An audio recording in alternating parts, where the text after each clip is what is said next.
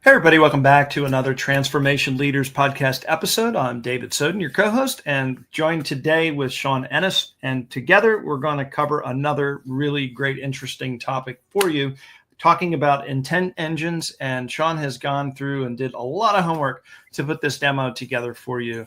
And so I am going to hand it over to Sean, and we're going to bring up a deck for you so that we can kind of go through each and every one of these. But just before I officially totally hand everything off, just want to let everybody know that we're here every Wednesday at 12 o'clock noon. And this is another addition to the RAG. We've been kind of hitting on this the last couple of weeks, but there's so many different new technologies and approaches and discussions about all of this. Don't be surprised if you see 50 more because of all of the changes that's happening in the industry. And Sean can kind of allude to a little bit of that and what he's going to show you here today now. Thanks. So one of the things that we talked about last time was RAG, which is a way for you to take your data, augment the large language model so that you can get new answers. And the example I used last time, we saw the accuracy wasn't that great. One of the major things that we got feedback for was, why don't you just try a BERT model? And now, most of you probably never heard of what a BERT model is, but I would implore you, if you have ideas, please drop a comment. If you don't understand or you have why didn't you do this? Why didn't you do that? We want to hear from you. And we want to show how easy it is to explore this so that for the non-technical people out there, you understand what the technical people are doing. For the technical people, that AI can really help you accelerate these things. So let's take the next step. In this use case, I want to talk about conversing with your data using intent engines. So let's talk about what conversational analytics are and what intent engines are. So conversational analytics is when you have a group of data and you want to ask questions about that data. So for example, I have a database that may have a list of all my employees. And then I have another database that shows for my applications what kind of access people have. And then another database that shows what people are doing on the application. And I have those three sets of data.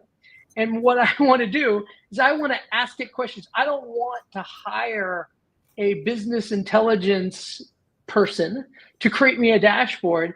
I want to ask a human question, and I want AI to create all the necessary APIs or database calls to grab the necessary information, combine it, and give me a response. This is what conversational analytics is. And to do that, you need to do something called intent discernment. Again, technical people like to make things so much more difficult than they are, but the intent discernment is, what are you trying to do? WTF is the question, right? So when somebody is asking you a question, you need to be able to determine, where do I get that answer? And that's what the intent is. So if I ask a question about how long has this employee been employed? Well, it can go through and it knows to hit the authentication database and says, how long has this employee had a login? And it gives you that answer. Well, I don't know, but they've had a login since this date. And you say, okay, what have they been doing for the last 10 months? Well, it can go and pull back the logs, take the person's name, figure out what's its username, and pull back a list of all the user logs, combine it, summarize it, and give you an answer. And that happens behind the scenes. So that's what an intent engine in this concept with conversational analytics does. Now, certainly you can use a RAG model, right? And we talked about that last time, which is basically a Hail Mary. I'm going to just try to take all my data and load it up in a RAG model and get an answer.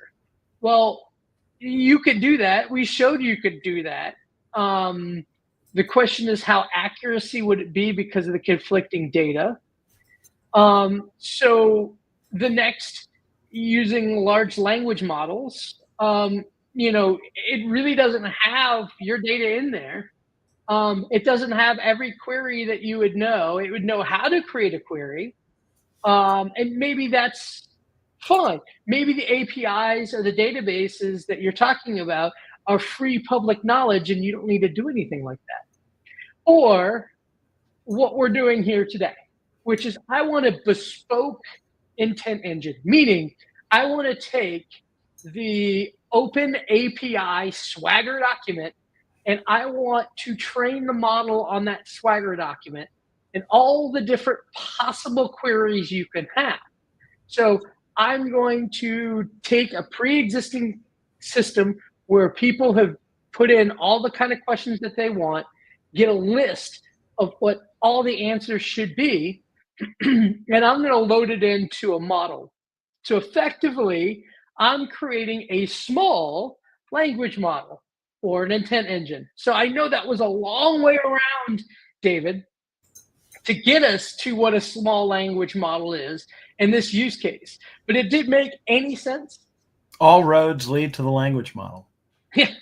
I mean, and through this, I wanted to place in everybody's mind this concept, which one of the podcasts that I listened to talked about recently that really resonated. It's called the AI bitter lesson. David, have you heard about the AI bitter lesson? And you could see it was posted on Twitter a couple weeks back. And it's essentially that it used to be when you wanted to do a machine learning project, what you would do is you get a group of really, really smart, intelligent people to come up with a way to create a very bespoke model to do a very bespoke thing. And you limit down the scope, and then that increases the accuracy. And the flip side is that you can just take everything you have, flip it to AI, and have it figure out the best way forward. And the bitter lesson of AI right now is that 10 times out of 10, throwing everything to AI and telling it to take the most optimal path is the easiest and the best accurate result.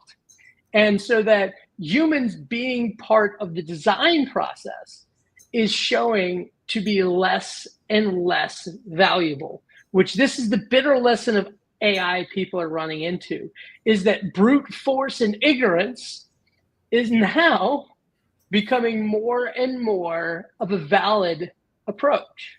And so wanted everyone to understand that concept as we move forward with this. So any questions before I kind of start explaining what was done here to kind of show how to build intent engines? Just curious, from my own perspective, when I've had complicated things, obviously, so at least these are the way I compartmentalize it when I'm faced with either a project or having to deal with a data set. I'm trying to figure out is, do I need to just train it on information where that information is contiguous to the point of where, I don't know, if I group it in chunks of, I don't know, 100, 500, 1,000 characters, whatever that might be, versus say, and that's the RAG model, right? You're chunking it and you're vectorizing it, versus say you're trying to get information where a CEO, a COO is wanting to know information about specific information and data. So what I've seen in the past is if you're trying to do a search query on referential data because it's just about knowledge or general knowledge, RAG is good. if you're looking at something that's has logic behind your question, where you're asking it to say it needs to filter the answer in some way because you're giving parameters. So if you find yourself saying this week, this year, this whatever, that means that there's a data set somewhere. And at that point, RAG, just to be candid, sucks. It gives you junk, garbage information. So what's the difference in the approach that you're talking about here with intent engines? I almost see it as almost a third pillar, a third tier, versus query-based, just leaving it in a database, but having an AI agent versed in SQL, knows how to query SQL, understands the schema, can translate the natural language question into its tooling arsenal and says, do I need to go to the RAG engine for supplemental knowledge base here to answer the user? Or is the question about some data that I know that there's a data set and I can simply just provide a query? I guess it's a kind of a multi-stage question too, especially when we start talking about agentic AI and tooling and things of that nature too. But is this a third method of applying? Yes. That's what it feels like to me. Yeah, I mean, it is as close to machine learning as you can imagine. So let's jump into a nice, good diagram. I'm a techie. I like diagrams, so dynamically discerning intent. So a person here on the left or a group of people ask a question, and how do we get that answered when we have this data lake or APIs available? We need to be able to take a question, understand what data sets are available, how to query them, get a subset of that data in real time, pass it back, construct the answer. And this is what I'm trying to build, right? This is what conversational analytics are. The difficult part is, how do I look at a question that anybody can write, whatever question you can think of? So if you're talking about, users and accounts and logins and user activity, and then you ask about zebras, right? What's going to happen? You need to be able to handle this. You need to understand and put all the necessary guardrails to make this possible. And walking into this, I was like, okay, this is a pretty straightforward problem. What if I can just throw AI at it? RAG worked pretty well. At least it was functional. It certainly showed that you needed to invest more time in reviewing and chunking the data better and maybe providing more sets of data. But it certainly showed that. So pretty safe to understand that on the right, there's data sets that says, here's the data, they're in these formats, there are these table schemas, it's using this querying language, this is the APIs to access them, the usernames, passwords. You showed that with I believe it was a MongoDB very, very early, 3 months ago on this. Now the APIs are going to be RESTful APIs. What are login and authentication for that? All that has to be defined as context to any kind of intent engine. And the end result is, once you have the subset of data, if you query too much data, the context window will overrun and you won't get an answer. So this is an incredibly important problem. You need to query the right data and just enough of it to get your answer. You need to be able to detect when the data is too big so it doesn't query too much data. You need to make sure when people ask a question like, hey, what color are zebras? Well, that has no context of what we're trying to accomplish here. I'm going to do nothing. So this is a really good example of having a guardrail. It's a really good example of what context and prompting, and it is the definition of multi-shot, because I am going to take the question and I'm going to find out what data I should get. Then I'm going to get the data and the question, and then query again and say, okay, how do I answer it with this data set? It's 2 shots. So you need 2 prompts, right? So with all things AI, you have to start on the equipment side. I am building this from scratch, certainly, and we'll talk about if you were to use a cloud provider, what would you do? We'll get to that soon. But what I'm doing is I tried to do this on the little NanoPi I bought last time, and it decided to run for about 3 days and do nothing. So hardware is certainly an issue. I tried to do this with raw CPU cores. Again, 14 cores, 64 gigs of RAM, a $500 mini PC, and it cooked and cooked and cooked for 15, 20 minutes.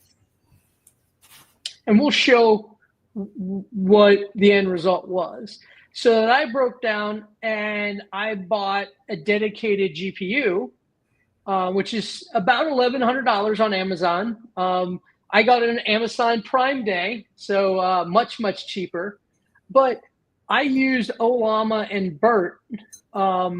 So BERT is your bottom transformer. It is, if you've ever been auto-corrected on a text, you've interacted with a BERT model. It's very rudimentary. It starts at what words are, and it doesn't really have any knowledge to it. So you're just building on top of a dictionary, if you will. Very rudimentary. And what I did was I generated about 100,000 prompts with appropriate answers. How I did that was I used Ollama. I said, here is the APIs. Come up with 100,000 queries, and let's use that data to train a BERT model. And it cranked away on it. And after a couple of days, I had my data set that I could push into the BERT model.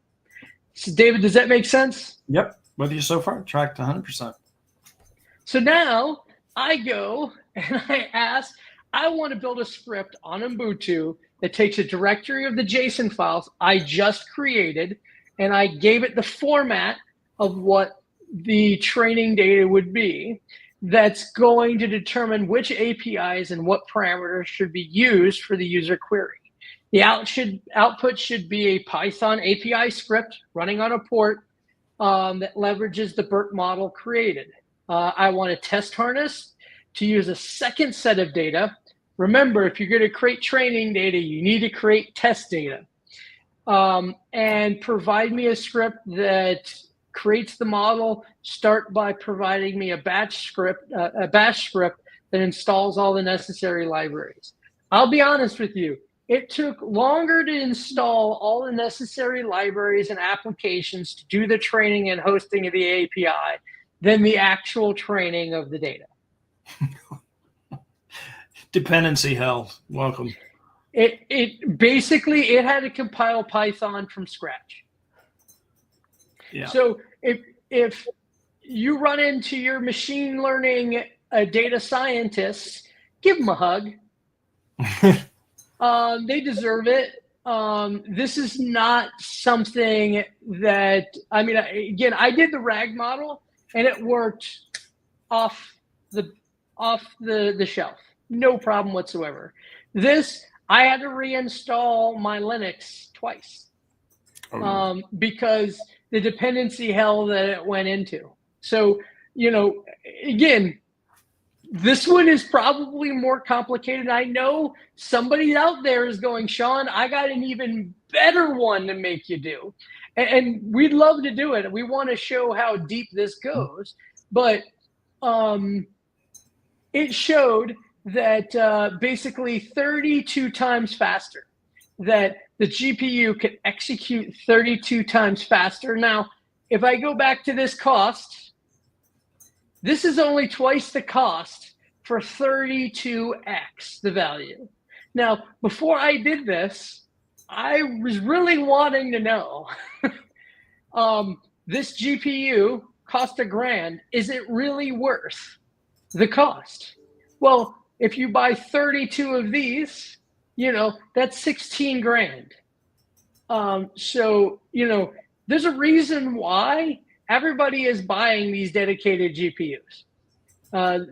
There's a lot of cost efficiencies in these. So really, really interesting value, but you could see that it basically took 2-3 minutes with a GPU.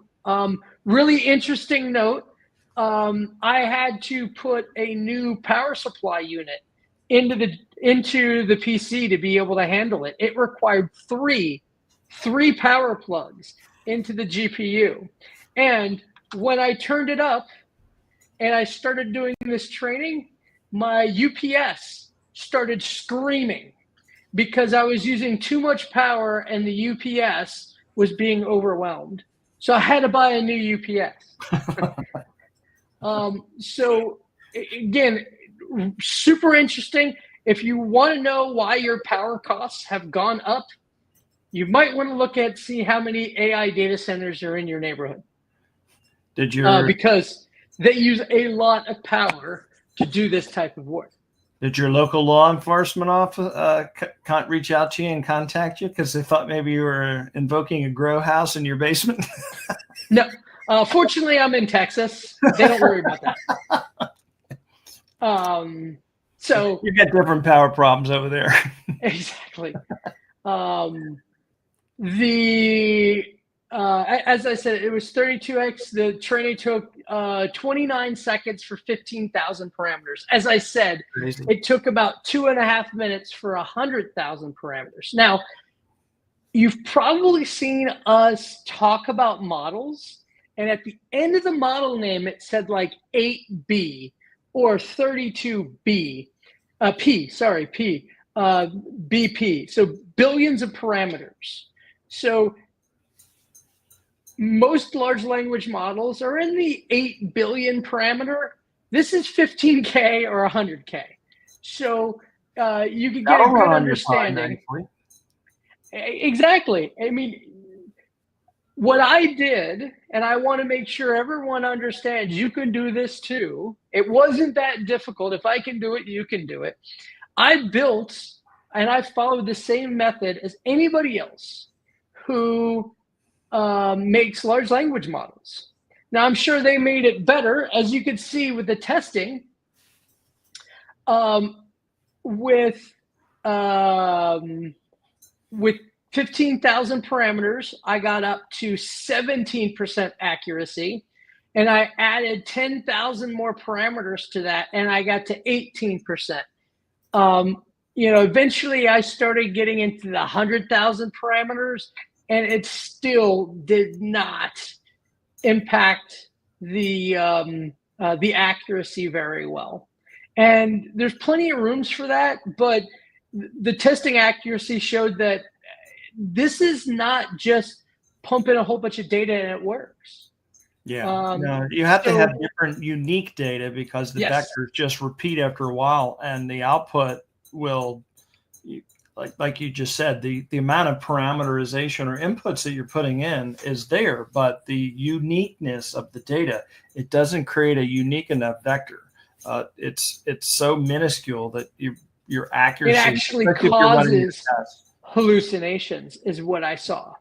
So the learnings that I had is the quantity of data is not important as much as the diversity of data. And so, people talk about the 4 V's of data, they matter. And if you think that creating data with just using a large language model to create data is going to create everything that you need, it's just not true. Now, can you capture that data and have a pre-existing system so you can ask people what questions and manually create that data? Yes, you can. We talked about ground truth last time. And so there's lots of things that you can do. But what I found most truthful of all of this was perhaps the best thing you should do is just write a prompt explaining what the query should be. So a large language model with really good GPU and a really good reasoning engine built into it with the prompt, and it can be a low parameter, but you can, and that's the solution to this. So the solution came full circle that yes, you can do this. There are many products out there that do conversational analytics and help you with your conversational analytics. But what I've found is going to this degree, it doesn't increase the accuracy. It doesn't increase the performance. The best possible solution is actually using a large language model and putting the knowledge in the prompt of here is the Swagger model, here is this, and creating and using a large context window like 100,000 tokens, and using the large language model as the intent engine so that instead of 2 shots, it'd be 3 shots. The first shot would be, I'm going to take it and I'm going to get the parameters and APIs. I'm going to take that, do the query. I'm going to thirdly go back and then construct using the data. So the data is what drives the accuracy. I want to make sure getting high quantities of data is not more important than high veracity of data or diversity of data. Yeah. Manually curated data to make sure it's right so that you're not creating hallucinations. And then testing and constant iteration. So if you wonder why it takes so long to build these, it's not because it takes GPUs to train them. It does. It's all about the data. And it's always been about the data. And, you know, on that bombshell, that's really what I wanted to cover today. David, what do you think?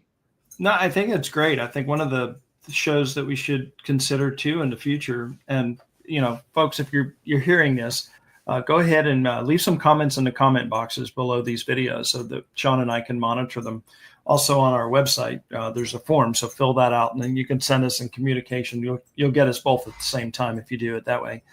But I think at the end of the day, this just got me thinking about something that I did create even recently. Some of it was for work, other kind of just more curiosity. But it was me taking a schema. So somebody had a database. What I did is I reversed engineer it. I tore it apart. I got the schema. I fed the schema to AI with the intention of creating an agent that specifically did nothing but this database. And said, here's the database. Here's how you would query it.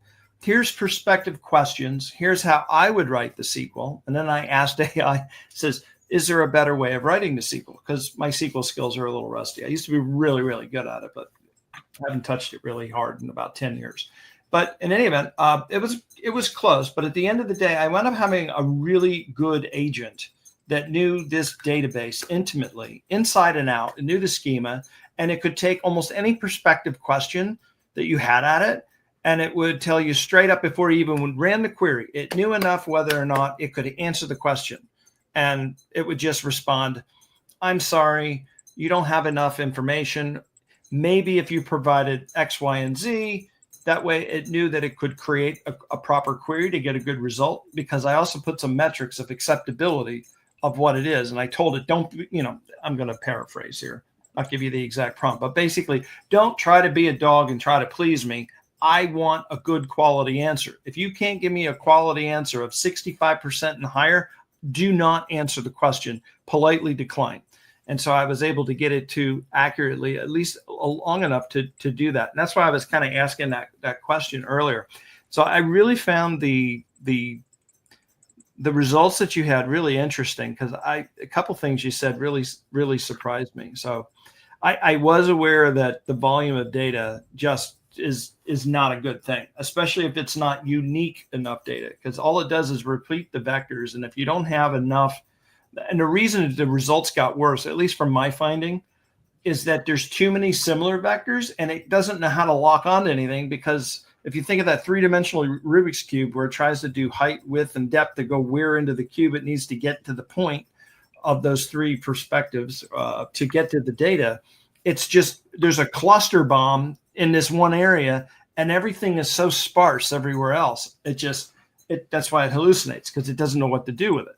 And so it flips out. So that part I knew, but yeah, so really, really great and interesting stuff here. So how would you suggest, if you're a leader in a company and you're off doing explorations, and there's different types of explorations, where might there be a good investment of time and resources and money where companies should consider going down the path that you go? Like what is a good use case, if any, for them to do that? I know you said large language models in the context of what you were doing with it, but is there an applicable use case to where this may be something of at least worth exploration for their own investment of time and money?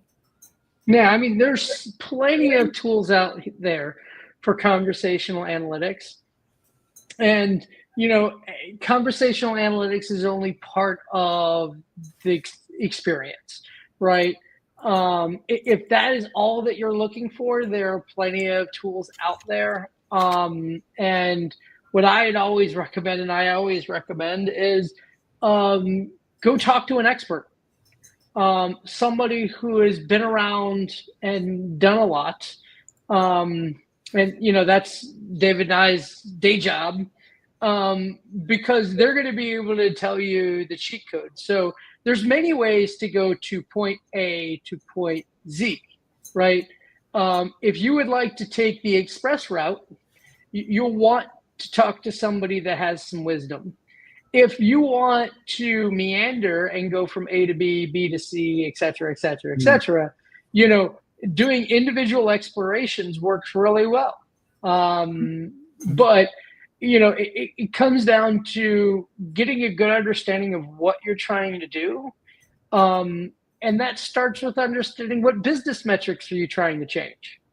Are you trying to save people's time? Are you trying to generate more sales? Are you trying to reduce how much headcount doing something? There are lots of different tricks to the trade. Now, you can go out there and you could start evaluating tools and, throw the spaghetti in the wall until one noodle sticks. Hey, that does work if you put enough time and attention to it. But it comes down to what you want to do and what you want to accomplish, and that will give you the best chance to succeed.